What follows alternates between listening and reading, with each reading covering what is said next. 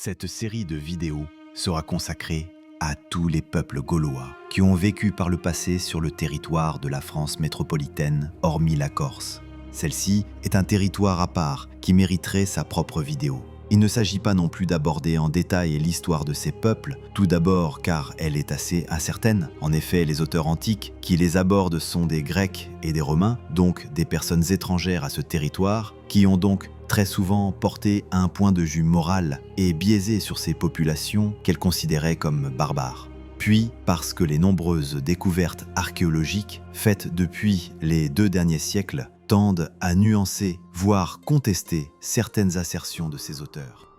Cette série de vidéos servira plutôt à survoler ces différentes peuplades, l'étendue de leur territoire et certaines particularités culturelles, mais sans s'attarder sur chaque cas car croyez-moi, il y a beaucoup à dire. Il faut aussi prendre conscience que les peuples gaulois dont nous connaissons aujourd'hui les noms sont ceux qui ont précédé de peu, puis vécu la conquête romaine. On parle d'une période s'étendant grosso modo entre les 2e et 1er siècles avant Jésus-Christ, à une époque qu'on appelle le second âge du fer. Avant cette époque, impossible d'affirmer avec certitude depuis quand ces peuples se sont installés sur leurs terres, ni la réalité de leur territoire. En tout cas, l'archéologie témoigne de migrations et de changements culturels fréquents avant cette période, ce qui montre que l'histoire de la région était perpétuellement en mouvement. C'est là aussi une problématique complexe qui mériterait ses propres vidéos.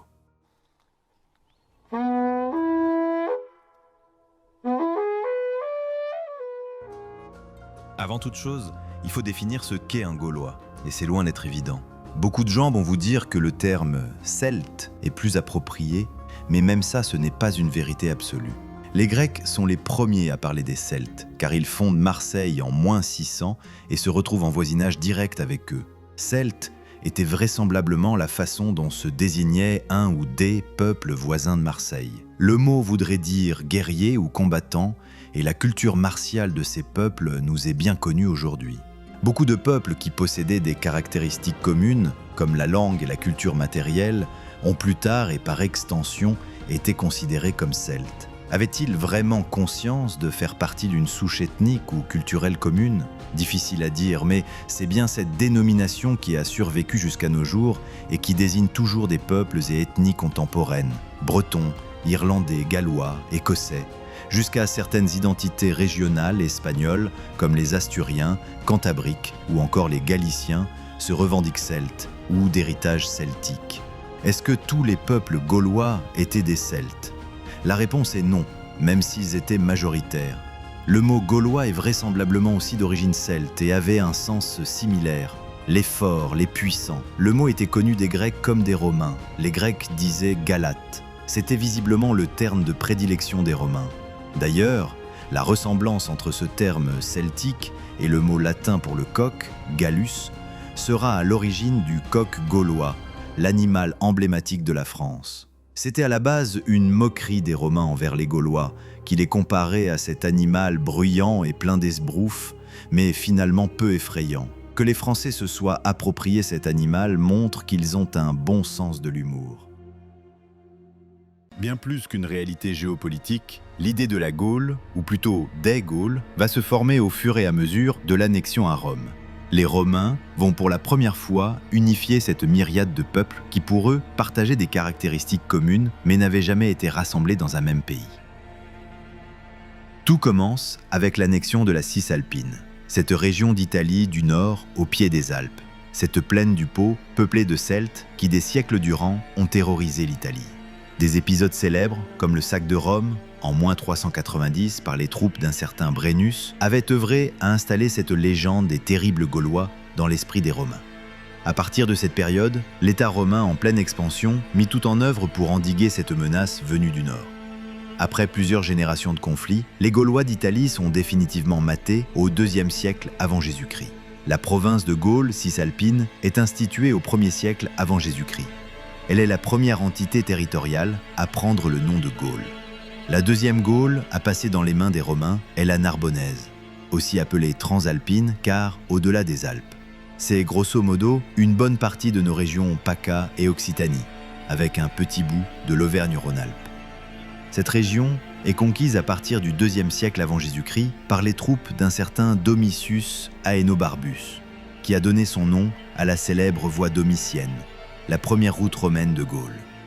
La raison officielle de l'implication des Romains dans le Midi était la protection de leur allié marseillais, un îlot grec au milieu d'une multitude gauloise. La raison officieuse paraît plus pragmatique. Les Romains, qui sortent de longues guerres avec Carthage, ont conquis une bonne partie de la péninsule ibérique. Ils contrôlent ces nouvelles provinces par la mer, qu'ils dominent. Mais une voie terrestre pour relier l'Italie à l'Espagne s'avérerait bien plus pratique. L'appel de Marseille est donc une aubaine, et les peuples désunis du Midi ne constitueront pas une grande résistance pour l'État romain, qui est alors la superpuissance méditerranéenne du moment. Suite à la conquête, ils fondent la ville et le port de Narbonne, qu'ils peuplent de citoyens romains, celle-ci devenant la première capitale de Gaule transalpine. La suite, vous la connaissez.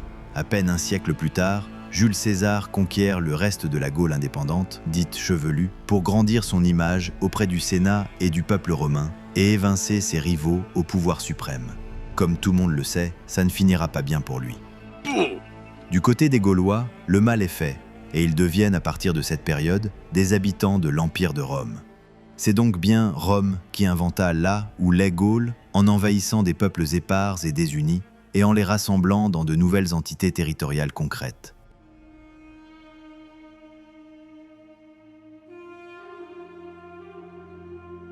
Si l'idée de la Gaule est premièrement née d'une réalité ethnique, celle des Celtes en Italie, elle a ensuite concerné par extension un territoire naturel plus qu'une véritable nation cohérente. Par naturel, j'entends un territoire qui semble bordé par des frontières naturelles comme des mers, des montagnes, des rivières. La péninsule ibérique et l'Italie sont des territoires naturels du fait qu'elles sont idéalement délimitées par des mers et des montagnes. Dans le cas de la Gaule, celle-ci s'est rapidement définie après la conquête dans un espace entre Alpes et Pyrénées, entre Méditerranée, Atlantique et Manche-mer du Nord. La frontière la moins naturelle et donc la plus sensible étant celle du fleuve Rhin qui constitue la frontière avec la Germanie et sera grande source d'inquiétude tout au long de l'histoire romaine. Le territoire naturel de la Gaule transalpine est donc aujourd'hui plus ou moins celui de la France métropolitaine, de la Belgique, du Luxembourg et de régions des Pays-Bas, de l'Allemagne et de la Suisse. Dans un territoire aussi immense, il est évident que les populations ne pouvaient être homogènes, surtout qu'elles n'avaient jamais connu d'unification avant Rome. Il y a bien évidemment les Celtes, qui constituaient le gros de la population gauloise, mais même les Celtes ne constituaient pas un ensemble homogène. L'archéologie le prouve aujourd'hui, les Celtes du Midi et ceux de la Belgique par exemple, bien qu'ils puissent partager des caractéristiques communes, différaient sur de nombreux points, que ce soit l'architecture de leurs villes et de leurs habitats, ou sur des aspects de leur culture matérielle. Que dire de la langue qui, s'il y avait bien une langue celtique continentale, devait dans des territoires aussi éloignés les uns des autres et sans unité, se diviser en plusieurs dialectes. Enfin, il existait en Gaule d'autres peuples que les Celtes.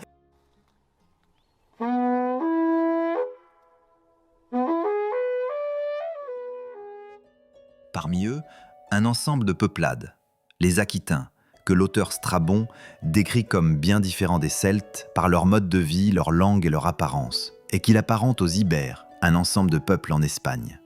Les ethnologues et linguistes modernes ont eux réussi à prouver les liens entre l'aquitain et le basque, faisant de l'aquitain un proto-basque et du basque la dernière langue aquitaine survivante.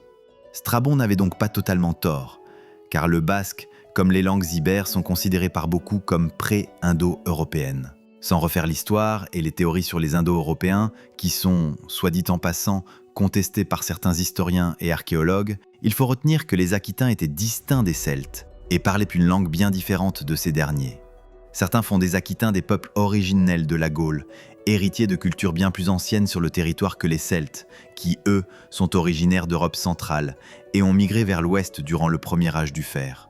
Le territoire des Aquitains s'étendait sur le triangle aquitain, c'est-à-dire bordé à l'ouest par l'Atlantique, au nord par la Gironde et la Garonne, et à l'est peut-être par la rivière Gers ou au-delà.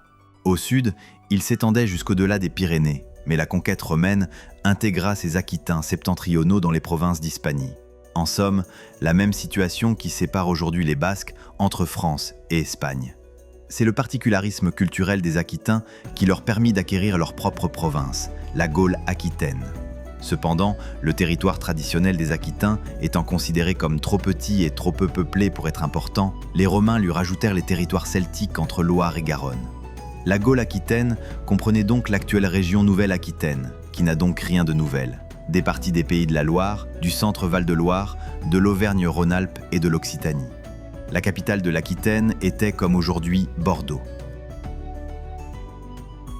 Les Belges, eux, étaient bien des Celtes. Mais voisins des Germains, ils étaient en contact et apparentés pour beaucoup avec ces derniers. Parmi les peuples de Gaule belgique, les plus occidentaux étaient totalement celtes, tandis que les plus orientaux étaient parfois d'authentiques Germains. Entre les deux, il y avait des peuplades belges qu'on pourrait qualifier de germano-celtes, partageant des caractéristiques des deux cultures. C'est assez proche de la situation des Belges modernes, qui vivent dans ce carrefour d'influences franco-germaniques.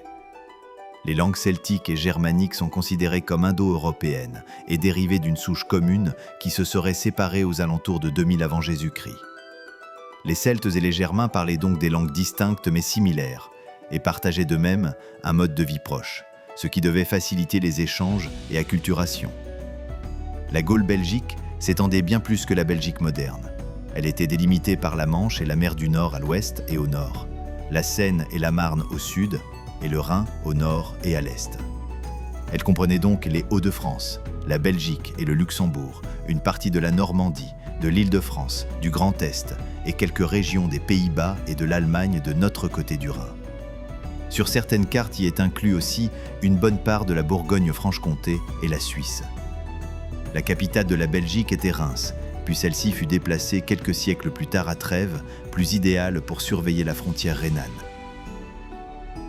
La reine des Gaules, c'était bien évidemment la Gaule celtique, aussi appelée lyonnaise, car sa capitale était Lyon, qui était aussi celle de toutes les Gaules, car cette dernière se trouvait quasi au point de croisement des 4 provinces. La Celtique était peuplée par des Celtes, bien joué. Son territoire s'étendait entre la Seine, la Loire, le Rhône et l'Atlantique. Elle comportait donc la Bretagne, des parties des Pays de la Loire, de la Normandie, du Centre-Val de Loire, de l'Île-de-France, de la Bourgogne-Franche-Comté et une petite partie de l'Auvergne-Rhône-Alpes. Furent incorporés dans cette province parmi les peuples gaulois les plus riches d'avant la conquête, que nous verrons en détail dans les vidéos suivantes. Il existait encore en Gaule d'autres peuples distincts. Bien sûr, les Grecs sur le pourtour méditerranéen. Marseille, on l'a dit, avait été fondée en -600. Ces colons étaient des Grecs de Phocée, une ville d'Asie mineure, actuelle Turquie. Et Marseille elle-même avait fondé plusieurs colonies en territoire gaulois, Agde, Nice, Hyères, Antibes, des villes importantes du littoral encore aujourd'hui. Les Grecs de Marseille, loin des autres Grecs et entourés de peuples pour eux barbares, avaient établi en quelques siècles un empire commercial et territorial puissant dans le Midi, avéré aussi bien par les sources anciennes que par l'archéologie. On imagine bien que cette ascension fulgurante d'un peuple étranger avait pu attirer la convoitise, autant que la méfiance des Gaulois. Marseille et ses colonies furent donc souvent menacées par ces derniers. Alliée de longue date de la République romaine, cette dernière est bien heureuse d'aider son allié, puis de littéralement le vassaliser lors de la conquête de la Narbonnaise. Non loin de Marseille et de ses possessions, vivait un autre peuple distinct, les Ligures, un des plus obscurs de tous. De nombreux auteurs antiques comme Strabon les distinguent des Celtes, mais sans vraiment préciser cette distinction. On sait que c'était un peuple montagnard et côtier, vivant au pied des Alpes et des Apennins, au bord de la Méditerranée, à cheval entre la Provence et la région de Ligurie en Italie. Les spécialistes modernes hésitent à les lier ou les distinguer des Celtes, et leur langue nous est quasi inconnue. C'est leur mode de vie montagnard et un voisinage avec les Grecs et les Italiens qui auraient pu les distinguer pour les auteurs antiques des autres Celtes. Ils étaient aussi vraisemblablement plus anciens dans la région que les autres Celtes d'Italie. Certains les qualifieraient donc de proto-celtes. Ils pourraient aussi bien être liés aux Étrusques, un peuple pré-indo-européen d'Italie. Enfin, des Ibères vivaient dans les Pyrénées orientales, notre Catalogne française. Les Ibères étaient des peuples non indo-européens, donc non celtiques, qui peuplaient des régions de l'actuelle Espagne, de la Catalogne jusqu'à l'Andalousie. Ils ont donné leur nom à la péninsule ibérique, et il y a peu à dire de plus sur eux pour l'instant. Le but de cette série de vidéos est de découvrir et de comprendre la grande diversité des peuples qui vivaient en Gaule. Loin de disparaître sous l'Empire romain, les frontières des anciens peuples gaulois se maintiennent sous forme de cités romaines. Ces cités, ou civitates, comportaient une ville capitale et des villes secondaires, ainsi que des campagnes parsemées de villas romaines, de grandes propriétés agricoles. Les élites gauloises, qui n'avaient pas trop résisté à l'invasion romaine, voire l'avaient facilitée, avaient été maintenues dans leur juridiction et se romanisèrent. Le latin, langue aussi indo-européenne, se répandit facilement, bien que petit à petit. Certains spécialistes pensent que des langues et dialectes gaulois auraient pu survivre jusqu'au haut Moyen-Âge dans les campagnes les plus reculées. L'aquitain survécut jusqu'à nos jours dans le basque, parmi les aquitains les plus montagnards et donc les plus hermétiques à la romanisation, tandis que le reste de l'Aquitaine historique adopta le latin. D'ailleurs, le nom basque nous vient du peuple des Vascons, des Aquitains du versant espagnol des Pyrénées, qui ont aussi donné leur nom à la Gascogne. Les Basques se nomment eux-mêmes les Euskaldunak, ceux qui parlent l'Euskaldun, la langue basque. Aujourd'hui, en France, en Belgique et en Allemagne, de nombreuses villes sont issues de cet héritage gaulois et portent des noms qui font référence à ces peuples dilués par le passage du temps. Les redécouvrir, c'est comprendre l'héritage qu'ils ont laissé dans la toponymie et l'histoire régionale de la France.